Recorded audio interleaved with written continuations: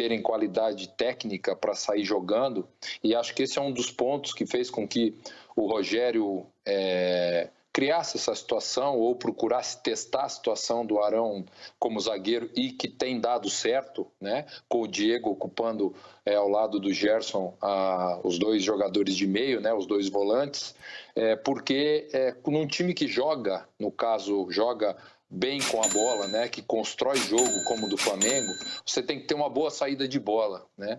E eu acho que o Arão, por ser volante e ter um bom passe, e o Rodrigo Caio também, por ter sido um volante, né, no início da carreira e ter também vindo jogar como zagueiro, eles conseguem dar isso ao Flamengo. Por isso que essa ideia, esse teste do Rogério acabou dando certo com o Arão de zagueiro. E a volta do Rodrigo só aumenta essa qualidade de saída de bola, além, lógico, do posicionamento, né, do entrosamento, enfim, da postura dos dois. Acho que eles agregam muito ali atrás ao time do Flamengo. Mas aí quando você tira o Arão, tem que puxar o Arão para a zaga, você mexe numa estrutura, a estrutura mais importante de um time de futebol, que é o meio-campo. O Rogério recuou o Diego. O Arão faz falta ali como o primeiro ou segundo homem de meio-campo do Flamengo, ô Rafa? Porque não é uma mudança simples, né? Não é uma briga Rodrigo Caio e Arão pela titularidade. Tem toda uma estrutura envolvida. Eu concordo com você, mas eu acho que está relacionado ao que o Ricardinho também cita. A questão da evolução do Flamengo como time, né? Quanto mais ajustado, quanto mais próximo do que são as ideias do Rogério esse Flamengo tiver, mais é uma equipe que se instala no campo do adversário, que tem um protagonismo dos jogos, que domina os jogos pela posse. E com isso é mais fácil com que Gerson e Diego se adaptem a essas duas primeiras funções no meio-campo, né? Então eu acho que passa muito por isso, assim, um Flamengo um pouco mais desorganizado, um Flamengo um pouco mais dependente da individualidade, ele poderia encontrar um equilíbrio na presença do Arão como jogador de meio. E essa balança pesa principalmente porque o Rogério tem boas opções no setor defensivo. Por mais que a torcida tenha reclamado um bocado, né, do que foi a temporada do Gustavo Henrique, do que foi do Léo Pereira, principalmente, por mais que tenha a questão do Natan, que não permaneceu, que tem não uma rusga, enfim, mas houve um incômodo também no que foi a negociação nesse primeiro momento na temporada. O Bruno Viana é um cara que chega para talvez brigar por titularidade nessa dupla de zaga. E com o Rodrigo Caio inteiro, saudável, seria natural também imaginar que Rodrigo Caio, Bruno Viana e o William Arão estivessem em campo, né? E o Arão voltando para uma linha de meio. Só que o Arão também qualifica o passe na primeira fase de construção.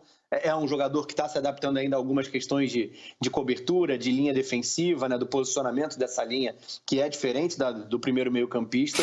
Mas eu acho que a utilização de Diego e Gerson passa muito por uma maturidade, né, do que é o trabalho do Rogério. É claro que a gente está muito no início da temporada, mas já tem um histórico também do que foi a reta final do último ano, e já com o Arão sendo utilizado como um desses zagueiros, né? Então eu vejo assim, a evolução de time faz com que seja possível pensar em Diego e Gerson, mas ainda assim o retorno do Hugo Moura, a afirmação do João Gomes, eu entendo o Arão um cara importante para trazer esse equilíbrio, mas muito mais pensando no Flamengo ainda buscando a sua melhor forma, o seu melhor jogo coletivo. Quanto mais próximo se aproximar disso, menos influente é a perda do Arão como meio-campista e a utilização dele como zagueiro. Na verdade, ele até pode influenciar muito bem como zagueiro pela qualidade no passe que tenha. Bom, e o Arão também, Ricardinho, ele tem qualidades, além do passe, que a gente já falou aqui, e até posicionamento, que, pelo que o Rafael está falando, ainda tem que melhorar muito, pegar ali cobertura e tal. Ele é bom finalizador de cabeça no escanteio. Quantos gols o Arão já não fez chegando na área e sendo uma opção ali pelo alto no escanteio, numa falta pela lateral? E a carreira do Arão, né? De altos e baixos. Tem momentos, vários momentos na carreira do Arão que a galera odiava o Arão. Tira o Arão, pelo amor de Deus. E depois o Arão vai e faz partidas mirabolantes, incríveis. E hoje é um ídolo do torcedor do Flamengo. E acho que essa é mais uma questão, mais um ponto a favor do Arão nesse recuo para a defesa. Ele vai muito bem na bola aérea, né? Defensiva e ofensiva. O que muda e a questão de adaptação realmente você passar de uma segunda linha, que é o caso do volante, né, de jogo de uma equipe, passar a primeira linha, né? Então, por exemplo, ele como volante ele tem uma sobra ainda, ele tem 2 zagueiros ali.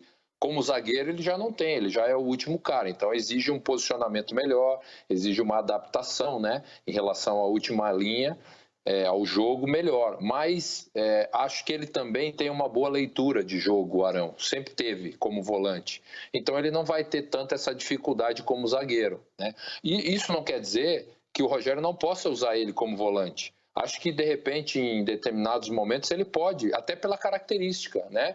De você ter, de repente, um Diego e um Gerson, e em alguns jogos, precisar de um jogador mais marcador, de um primeiro volante, e, de repente, você adianta o Arão, tem o Bruno, o zagueiro, a gente não pode esquecer do Thiago Maia, né? Que está machucado, vai demorar um pouco, mas é mais uma alternativa para esse meio-campo do Flamengo também.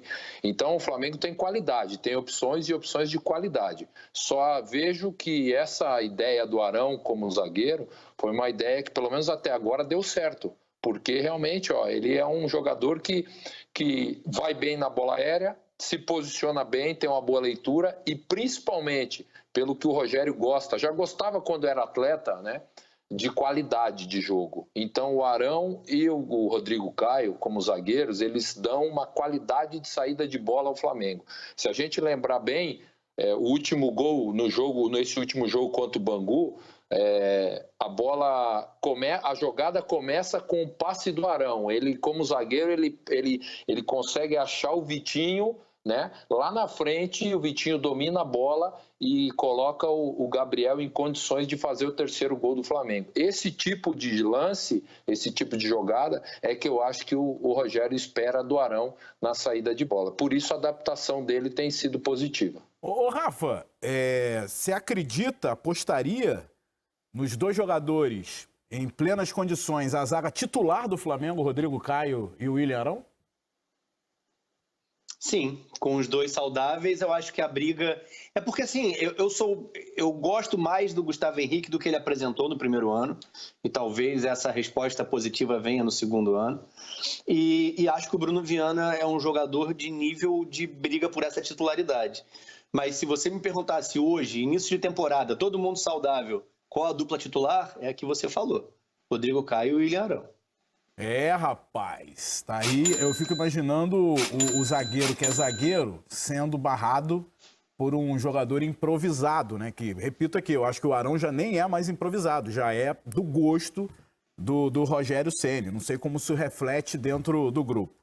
Bom, mas vamos continuar falando do Flamengo e do Hugo Souza, que pra mim, cara, tem tudo pra ser um dos maiores goleiros do futebol brasileiro.